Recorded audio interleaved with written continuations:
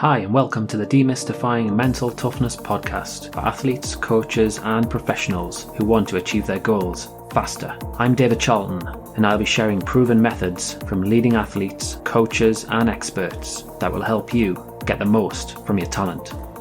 Today's show is sponsored by Functional Intelligent Training, who are a sports injury clinic located in Gosforth near Newcastle upon Tyne and specialise in athlete development, nurturing future champions, strength and conditioning support and excellent rehabilitation services. Hi everyone. So today's episode is going to be a little bit different, whereby I'm joined by Nathan Sherratt, who's a good friend and also the managing director for the third team, where he's a resilience trainer. So he helps referees ultimately try to perform better, and he's also got a big interest in mental health, as well as working in schools, education, different settings, where he uses refereeing as the big vehicle around developing resilience. Because let's be honest, a referee's job is quite tough. So today we're going to be turning the tables. Nathan's actually going to be interviewing me around my interest in sports psychology and in mental toughness. And what I want to try and get some key messages out there, that mental toughness isn't about male macho bravado, that you can actually be a caring and empathetic person when you are mentally tough. It's not about just sort of gritting your teeth and getting on with things as well, and that you can actually open out and talk about your challenges and your problems. So welcome, Nathan. I'll hand the reins over to you now.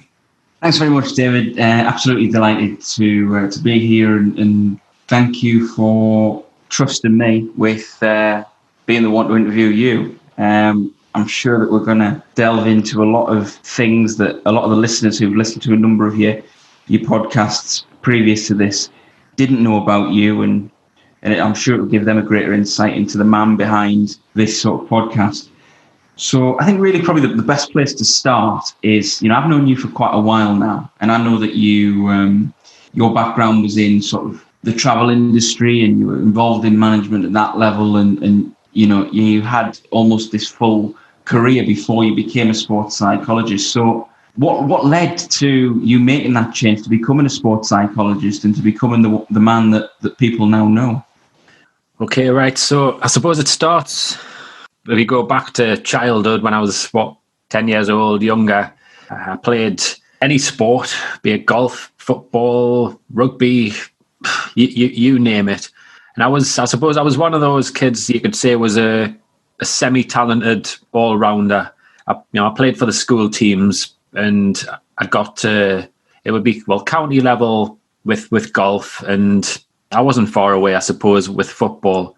But when I look back at it, I was really impressionable there. If a coach, a school teacher, my dad asked me to do something or gave me some advice, I would do it to a T, and I would have that ringing in my ears all the time when I was playing that sport. I was really self-conscious. So if I was playing football, if I made a mistake, then I probably would be the kid who would go off and hide in the background. If I was playing golf and if there was a crowd around the first tee box, I'd be worrying too much about actually what I look like, what I'm wearing, what my swing looks like, and will people like me or not? And I think all those things, which I recognise now, have certainly sparked an interest in sports psychology. So it made you think a lot about the outside perception of yourself as a sports person, but also of basically what sports people think in regard to their perception. Yeah, and I suppose it's probably taken the training to recognise that. I wouldn't have been aware of that at the time, and I know when I'm working with people now, they're not really consciously aware of what they are thinking. I suppose, if I build on that, when I was playing sport, my self-talk would be really, really critical as well. So I'd be telling myself I was rubbish, basically, and little things like that. If I move it on as well, so I ended up making a decision probably around about 15-ish when I was bang into my golf. and it was clear I was probably a better golfer than I was in other sports. So I became, I suppose, obsessed by it really. In some ways, I'd grown. My dad was a decent golfer, and my mum was into it, so it was a family thing. And I remember Bernard Langer he's still playing now. Amazingly, he did well in the Masters recently, but he was like one of the best players in the world at the time. And one of his big things was like practice till your hands bleed, and I had that in my mind. And yeah, I'd hit ball after ball after ball after ball. And again, when I look back now, there was no purpose behind what I was actually doing. I was possibly doing it, I think, to look better than actually get better, if you like. And I was doing it because I was told you had to work hard, and these people did it. And I suppose one of the key things for me now is when I'm talking to people is getting them to actually plan what they do and to try and be effective in the way they go about their training, the extras that they do. I mean, a classic example for me would be I would get a lesson every now and again in golf, and I remember one lesson when I was a kid. I was swinging for golfers they'll know I was swinging the club outside of the line on the takeaway, which caused a problem in me swing, and it impacts on the way you hit the ball. And so I was told to try and bring it back square, slightly inside the line. And I just took that to the extreme, and I was probably nearly swinging around my ankles because I practiced it so much within for a good few days, for a good week, and that was just typical of the way I went about things. So yeah, interesting stuff. I think it's interesting. One of the things that you said there about sort of the efficiency of the way that you work, and not necessarily just doing things for the sake of doing them. I think what I really wanted to kind of look at when I look at your career is the fact that you dialed in and said, what I'm really interested in as a sports psychologist is emotional intelligence, team culture, mindfulness. So, obviously you and I worked together when I became a mental toughness practitioner. What led to you becoming the sort of mental toughness practitioner that you are, and aiming your focus at that particular topic? It's a good question. So I suppose the framework is about the 4 C's. So it's about confidence and being able to express yourself, to being able to communicate and assert yourself with people.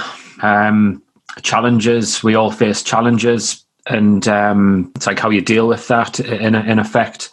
Are you going to learn from those challenges? And I know I was guilty, and I still can be at times, where you repeat the same mistakes time and time again. So that really interests me. And it's a part of someone's personality actually there, and they need support to be able to work through that.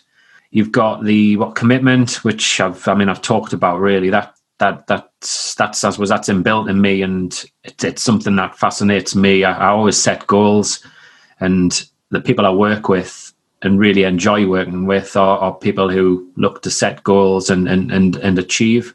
And then the last one is around control, and the two facets really there are like being able to control your emotions, which is important when you're playing sport, but just in life in general, and feeling like you're in control of your destiny. So that's mental toughness explained. And where that fits for me, I see that, yeah, it's important in sport, but it's important in business. It's just important in life in general. And it doesn't explain everything. Our environment, if you think about now, we're in lockdown, we're having problems with coronavirus. If you're an introverted person, you're probably going to thrive right now. I know a lot of introverts are, whereas the extrovert will be really, really struggling. So yeah, I think it's mental toughness it's a framework. It doesn't define everything I do, but it's a framework which I really, really think is so beneficial, and it's so important in life in general. I think that, if I relate it to my little part of the world when it comes to sort of mental toughness and resilience and working with referees and thinking about the demands placed upon them when they go out into the middle, I think one of the big things that I've seen is the impact that, and I think you touched on it there, the sort of symmetry of life and sport and the impact that your life can have, particularly when you're a sort of an amateur or semi-professional sports person and you have a 9 to 5 and you have, children and a family and things like that. These seem to have very different demands on you from a mental toughness perspective. And certainly, touching on emotional intelligence there, the way that goes between the two, going from being a family man to driving in your car to turning up in certainly in the case of myself and the people who I work with, turning up to a football pitch to referee a match. But in your case, it could be a golfer leaving the family home to go to the course to compete in a competition, or a tennis player heading to the court to do a game. So I think that what I'm interested in is what your view is on that symmetry between life and sport. It's a good one, that is, because when I look back, I worked a lot with student athletes a few years ago, and students, there would be like very, very talented athletes. They were part of a talented athlete scheme. So they might have like exam pressures and lots of studies going on. They're training loads and loads of hours and trying to perform and trying to balance all that and manage those stressors was really difficult for them, and it would affect the way they performed. No doubt about it. It would affect the way they communicated with people. There would lots of fallouts with friends, especially at a younger age when you're not, you sort of, your brain isn't developed enough to fully, you haven't got that full awareness of yourself, and it's harder to tolerate some of the bigger emotions. So then, like myself, when I was in the travel industry, you alluded to it. I was branch manager for 6 years, and it was quite a stressful role. And I can remember playing league team golf, and I'd finish work at 5 o'clock. I'd be pretty stressed from my job, not all the time, but at times. Driving the car, I'd arrive about 5:30, 5:45, and I'm playing a league match, and I'm just not in the headspace to play. My thoughts are completely elsewhere, but I'm there. And I rush onto the tee box, and I'm 3 down after 4 holes, 5 holes. That was always the case. But you talk about mental toughness. I was quite tough, and I would be determined. I'd be patient, and I'd probably work my way back into games. And I would say that particular season I'm thinking about, I won more than I lost. But if I didn't have that quality, then I would have probably just given up, and certainly not dug in during those matches. And yeah, I suppose I see that a lot. It's such a big thing. I think it's something that a lot of people do talk about, isn't it? Where you're giving yourself a mountain to climb when you let your opponent, or in a team sense, obviously we talk about team culture and team sense, you give the opposing team a 2-0 or 3-0 head start in football or whatever it might be. It's very much a very difficult thing. But I think that one of the other things I wanted to press on there was about the sort of the stress of your life, in terms of not specifically your life, but actually specifically your life, but also the lives of people who are kind of involved. When things go wrong in your life, what kind of impact do you think that can have for sports people, and how do you think that, or people who are involved in sport, I should say, and how do you think that is something that A, you can understand, but B, you can work through as a sports psychologist?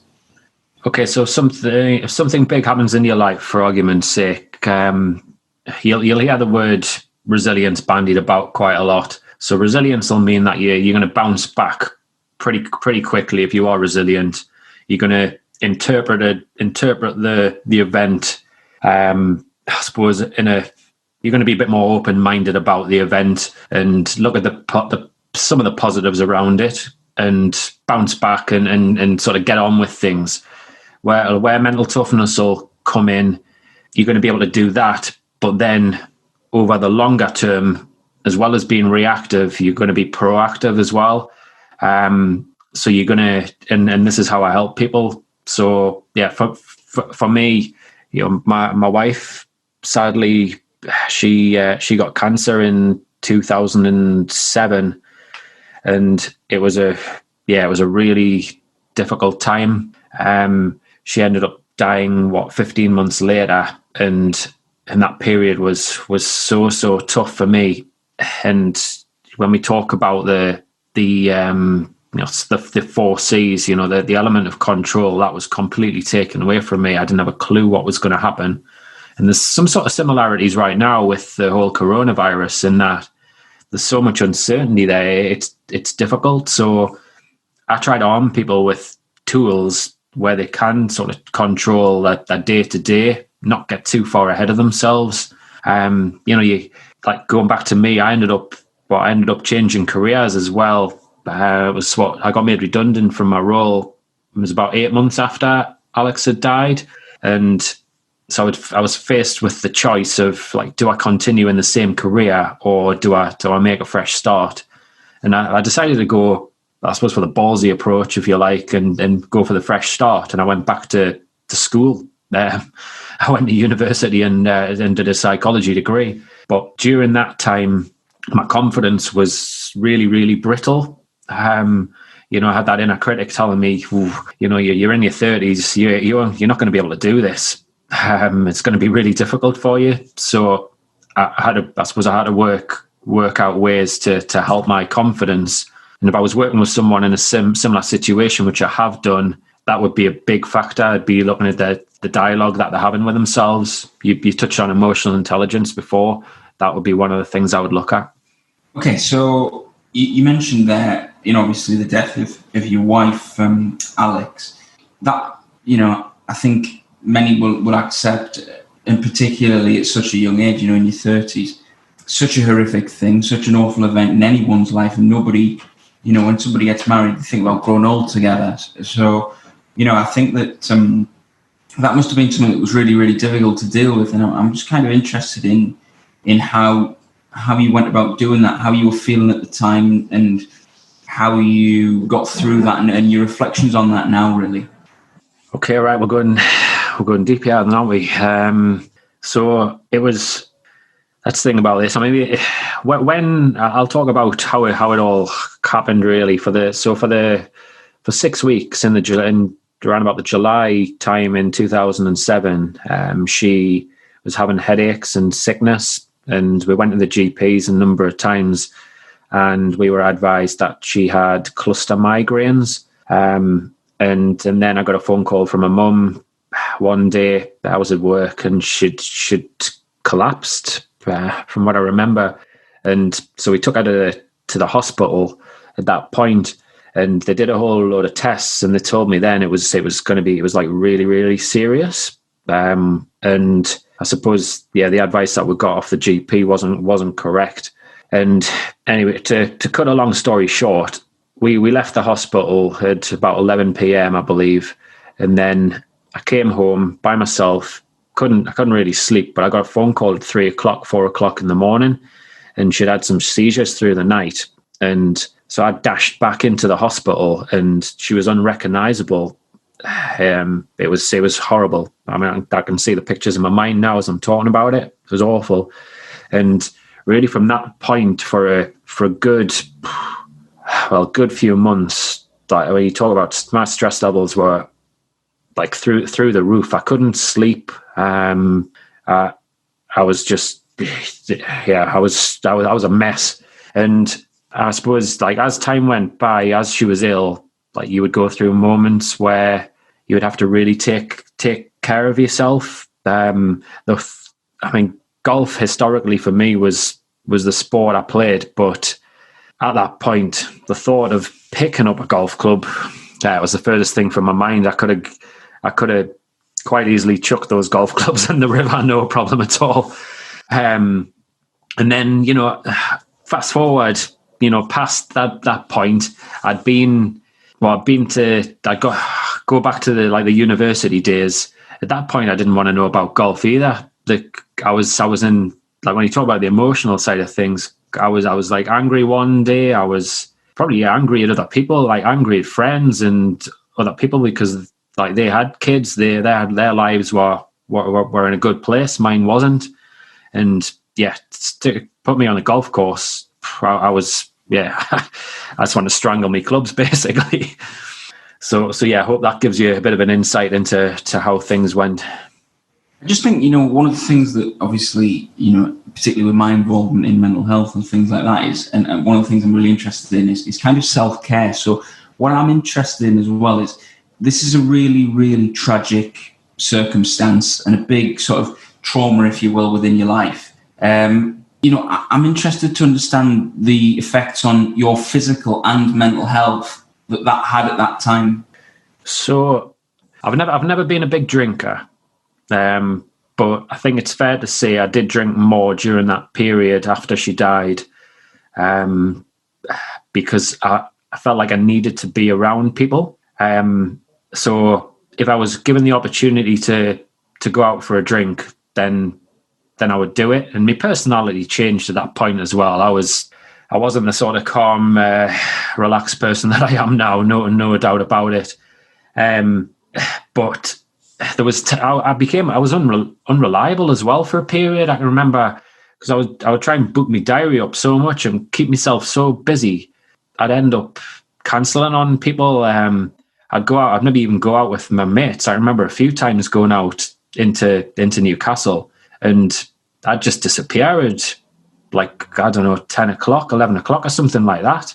And I'd be going home, and basically what had happened was, and they don't know this actually, that if anybody listens, they'll hear this. I probably would have gone to the toilets, and I'd be in my own head thinking, like, I just don't want to be here. Like, I'm not in a very good place here.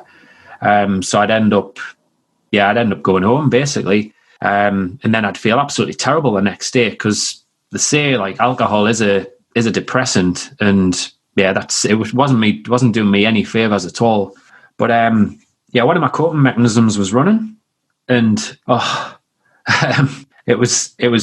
I mean, I did the marathon actually when Alex was ill in my first marathon in 2008, and that gave me such a big lift, and it was having that goal helped me through the whole period. But then in 2009, on my birthday in April, I was supposed to be doing the Paris Marathon, and Paris was like a really meaningful place to us. We didn't get engaged there. We went on our honeymoon there, and I was in fantastic shape about 3 weeks beforehand. The training, I'd got obsessed by running really for my own well-being, but I think what had happened was the whole stress had taken its toll on my body. I was drinking a little bit more heavily than I normally would. And I would go out on one of these nights out, and I would get up early and run, and basically my body broke down. Then 3 weeks before, and I was gutted. I couldn't actually do it. Yeah, so it seemed almost that you put everything into it, and it's almost had a negative excess. When we talk about obviously you with the injury that you've done, maybe a little bit of overwork, load overuse, and a little bit of kind of going deeper as well with probably the drinking than you would have liked. Yeah, no doubt about it. I mean, I suppose a classic example would be one day I'll have maybe been out on the Saturday night. I then filled my Sunday. I remember going for a walk in the Cheviots with a group of lads. I was out all day. We'll have walked, I don't know, 15, 20 miles up like some steep hills. And then I didn't want to be spending the night by myself. So I'd go out with my mate, Paul, and do a 10-mile run on the night time. So I was in decent shape, but yeah, it wasn't sustainable. And sure enough, yeah, I got injured. And then that was my Achilles that went 3 months. And then the other Achilles went another 3 months. And God, that was really, really difficult because that was my outlet. And I remember going to the doctors to just, I suppose, to offload really more than anything else. And got to say, I wasn't happy at the outcome of this one. But he offered me antidepressants at the time, and I couldn't get my head around it, because I thought, well, like, I'm grieving here. I've lost my wife, and I'm injured. I can't do what I normally would do. Like, and I suppose I was looking for some support. So I think I ended up getting some counselling in the end. I talked him into helping me find a counsellor, which was massively helpful for me. I was just going to say, obviously, look, we alluded to it at the beginning. We know each other very, very well.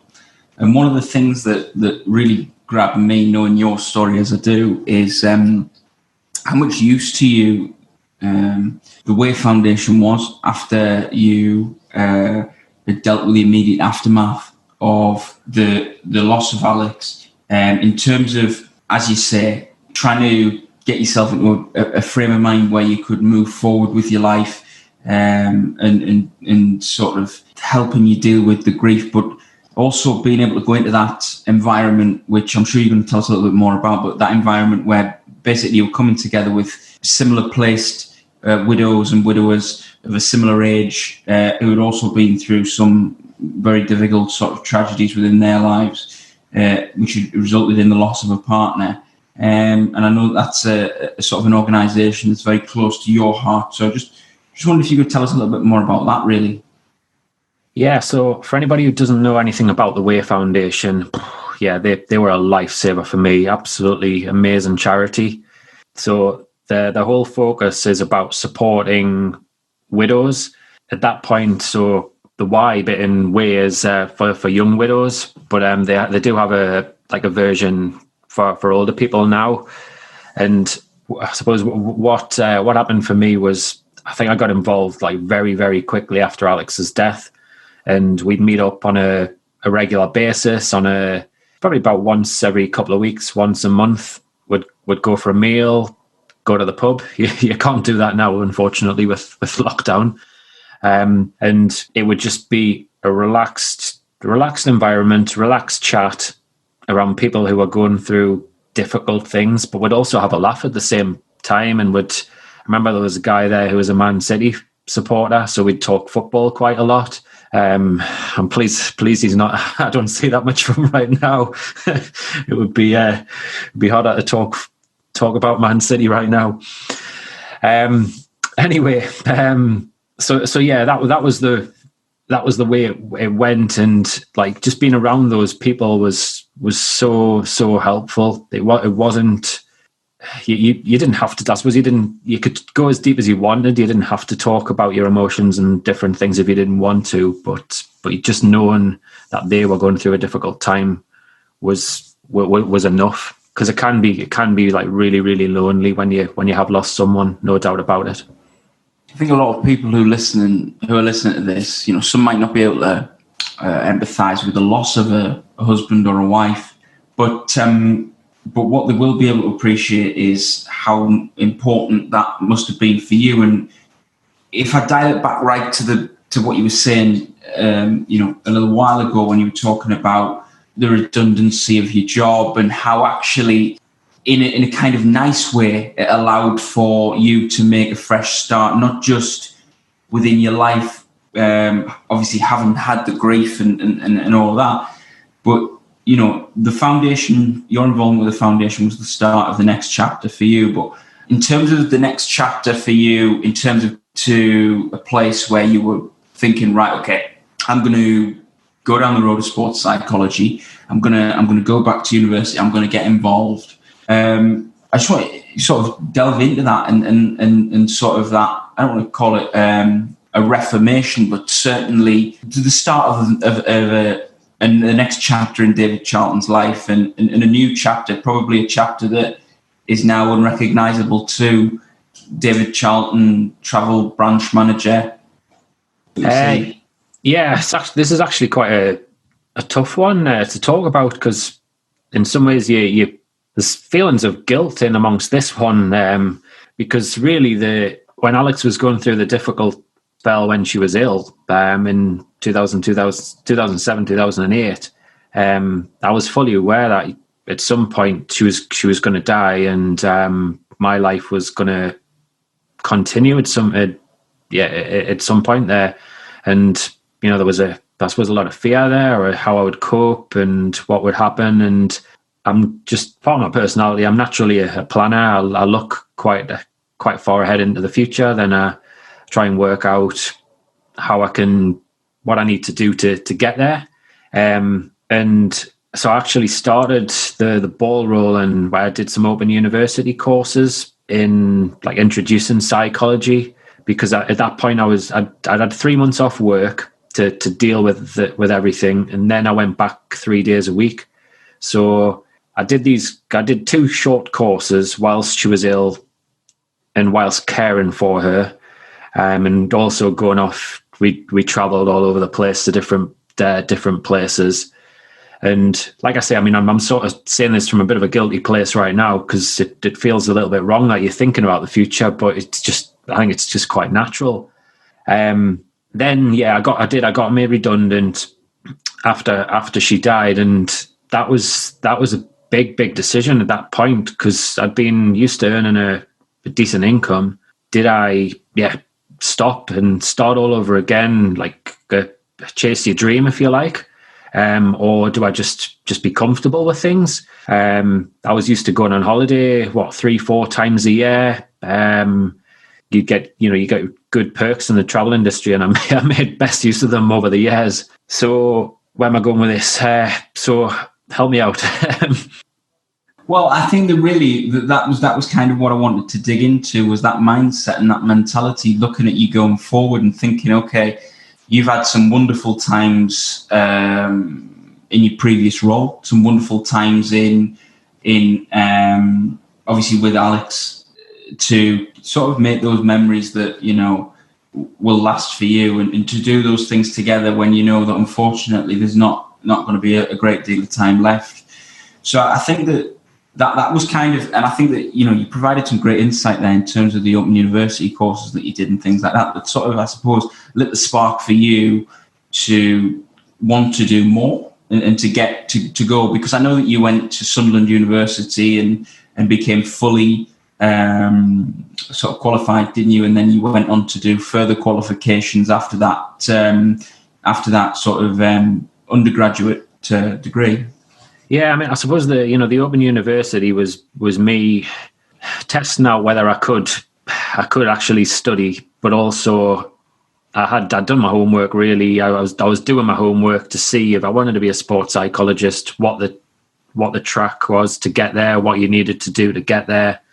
I suppose I was using the growth mindset, Carol Dweck's work and stuff like that, teaching my mental toughness work. Is I was looking at successful people and what qualifications they had in this field, and marked what I needed to do to get there and do it. And then the decision was there in the June time, 2009. Do I actually make that change or not? And I took a risk, and it was hard for a long while. You're going on holiday 3-4 times a year.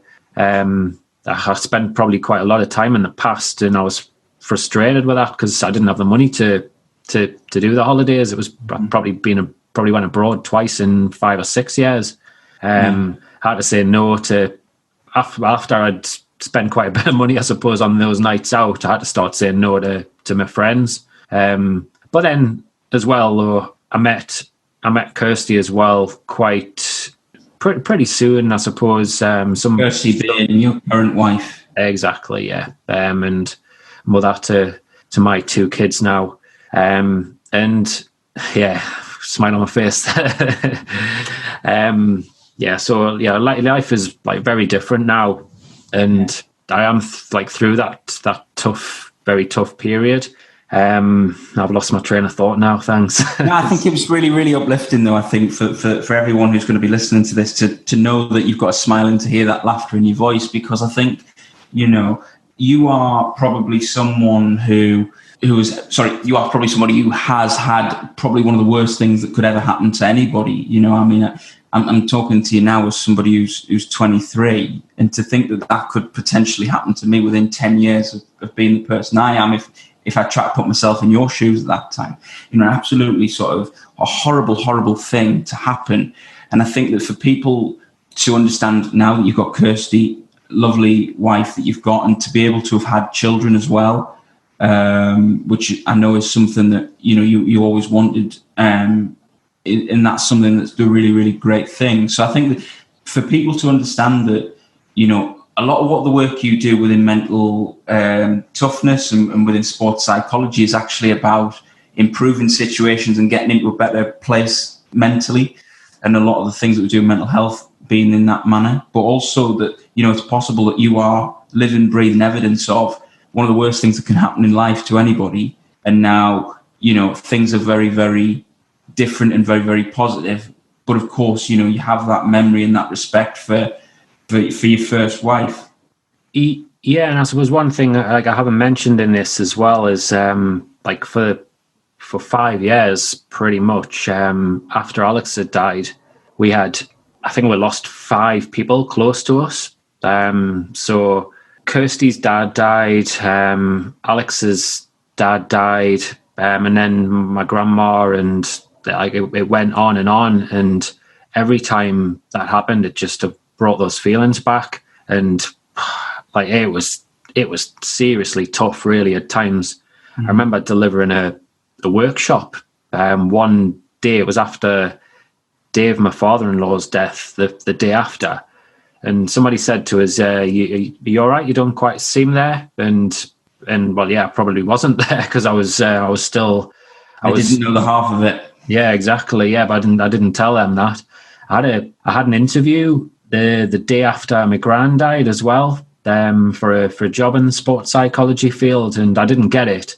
And unsurprisingly to me, when I look back now, they turned around and said, it just didn't seem as though I wanted the job. Well, yeah, I probably did want the job looking back, but my head was in a completely different place. It where it just wasn't there.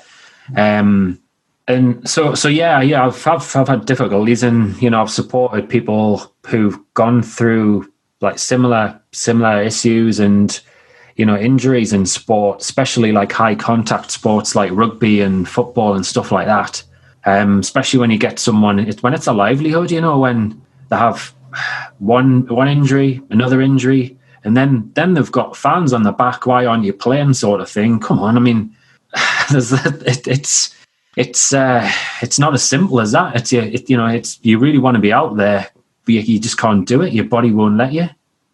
I think that you're talking about injuries there. I think there's probably nobody better placed than you to obviously talk about injuries. And I know you touched on the Achilles injuries that you had from overuse, in the immediate aftermath of your wife's death. But I remember I was talking to you about an injury that I had, a couple of months ago, and you also shared a story with me privately, which I'm sure you won't mind me bringing up here, about a knee injury that you sustained playing football as well. So you've had a number of key injuries, and you might also like to tell us a little bit more about that.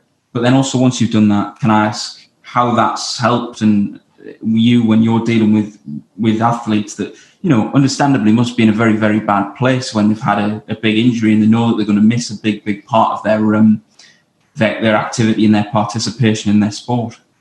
Yeah, I mean, I suppose I'll not make it too much about me now in that way. Yeah, I had a knee injury, which I ended up being out for 18 months, and I slipped a disc in my back about 6-7 years ago, probably just through overuse, really, more than anything else, and getting older, old age.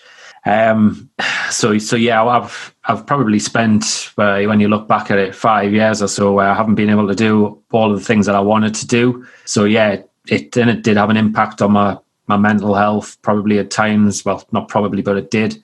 It was frustrating. I'd play golf in pain, still can do at times.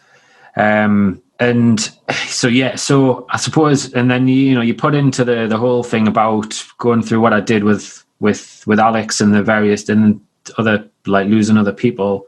What I'd like to think when I'm working with someone is I can easily place myself into their shoes in terms of like the feelings that might go with it. You can never. We're all very different. Don't get me wrong, but I feel like I've got a bit of an understanding there. I've experienced like real anger for periods, frustration. I've compared myself to other people. I've lived in the past. I've got overwhelmed about the future and then worried about the future. All of those things. I had a dream I wanted to do. What was it? I did 3 marathons in my 30s. I wanted to do 4 marathons in my 40s, 5 in my 50s, and I haven't done any yet in my 40s. It's a frustration, but yeah, I'm trying to build my body up so I can possibly do it. We'll see. Still plenty of time. Still a lot of life in the old dog yet. Yeah, exactly. I'm not old. Yeah, you're as young as you feel. Definitely, and I think that must be one of the things that, when you are working with athletes that are looking to try and achieve a bit more longevity within their career, that must be certainly something that you try to instill. Well, yeah, I mean, for me, when I had them Achilles injuries, I had decided to start doing yoga, and then I got into doing mindfulness and meditation. All of those things are so helpful for you, like not just physically, but mentally as well. Massive things. And now I suppose they're inbuilt in me. They're just part of my daily habits, daily routines. I suppose you just got to look at, like Ryan Giggs, played football into his 40s. I think he's a great example, actually. Yeah. He was well into yoga and Pilates from, I think, in his 20s. I know that Brad Friedel and Jermaine Defoe have also credited the extensions of their careers down to the use of yoga and mindfulness as well. There you go. And I've got to mention the evidence, the scientific bit in me, being through the qualifications and being a sports psychologist. The evidence tells you that these things are massively helpful and important for you, for your well-being. Yeah, and I think that one of the things that really, really interests me is a lot of the athletes that you have worked with are also at the opposite end of the scale and are quite young. So when you are working with a young athlete, and particularly somebody sort of who's under the age of 18, what do you also look to put into the work that you do with them to help them survive some of the challenges that are going to come ahead, the pressures maybe of getting involved in first team and professional level sport, and also giving them that help to achieve a longevity within their career? So one of the big things, regardless of whether it's a youngster or someone older, I notice when they set goals, they'll have this big, wonderful dream. But what they don't actually think about is some of the setbacks that you've talked about and some of the difficulties that they're likely to go through. So I'll actually walk and talk them through that process, the achievements, the difficulties, the feelings that go with that, but then massively important, the response to it. But yeah, getting back to when you talk about youngsters, you've got to be honest, when you're working with a youngster, the younger they get, their attention span isn't necessarily there, and they want to be having fun as well in the mix. So a lot of my sessions, ideally, I suppose it all depends on like the climate. We're locked down now, so you can't do it, but potentially I'd be on a football pitch or on a golf course, and I'd be doing a bit of fun stuff in amongst the more serious stuff, if you like, because I think that's vitally important. And the session length would be shorter for a child as to what it would be with an adult. I think it's really good that, you've been able to tell that story, and we've been able to look at, the arc of your career, but also to hear and to understand a lot more about David Charlton, the man behind the sort of sports psychologist, that we see. It's been very successful, and I think it's been really, really great to be able to have this chat with you and to be able to share this message with the listeners. And I'd just like to thank you for giving me the opportunity to present this and be able to interview you. I appreciate you've done this, Nathan. You've been a fantastic interviewer there. It's you nearly moved me to tears a few times, mind you. I could feel when we're going deep. they were close to the surface. But no, I appreciate your help. Thanks very much. And yeah, I mean, a big shout out to you as well. It's important to mention. So Nathan's company is the Third Team. He works a lot with referees. and he helps referees, develop their resilience and their mental toughness. He also works, as I mentioned earlier, in education and with younger people, where he uses the vehicle of refereeing to support their development, and he's involved in a range of programs there. And in the show notes, there'll be links to Nathan's website and to his social media channels, as well as my own. So yeah, no, thanks very much, Nathan. It's been great chatting and putting me through the mill here. Thanks so much, David. I'd like to give a big thanks to today's sponsors, Functional Intelligent Training, who are a sports injury clinic located in Gosforth, near Newcastle upon Tyne, and specialise in athlete development, nurturing future champions, strength and conditioning support, and excellent rehabilitation services.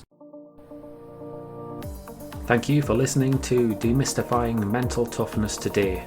To sign up for tips and advice to help you be the best that you can be, go to www.sport-excellence.co.uk and sign up to the Mental Edge newsletter.